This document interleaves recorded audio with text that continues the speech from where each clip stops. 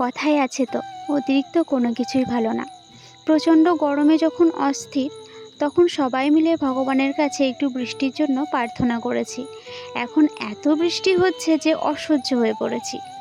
বর্ষা দেরি করে এসেছে, তাই বর্ষা দেরি করেই যাবে, এটাই স্বাভাবিক। যদিও বা পুজো দেখা নিয়ে খুব বেশি মাথা ব্যথা আমার নেই। আমার মাথা ব্যথা তো আমার এই ছোট্ট ছাদ বাগানটাকে নিয়ে। এই টানা বৃষ্টির পর কড়কড়িয়ে রৌদ্র ওঠা আমার গাছগুলোর জন্য ভয়ঙ্কর পরিণতির সৃষ্টি করেছে। এই দেখো না, পাতাবিহীন লণ্ঠন জবা গাছটা উপর কিছুটা প্রভাব পড়েছিল, কিন্তু দেখছি একা থেকেই সামলে গেছে।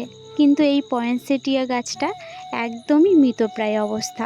গাছটা মারা গেছে বলে আমি একদিকে টবটা ঠেলে রেখে দিয়েছিলাম যে মাটি কোটা শুকোলেই নিয়ে নেব, কিন্তু দেখছি যে না, আবার পাতা বার হয়ে আমাকে ইশারায় যেন জানাচ্ছে আমি এখনো বেঁচে আছি, আমায় রক্ষা করো।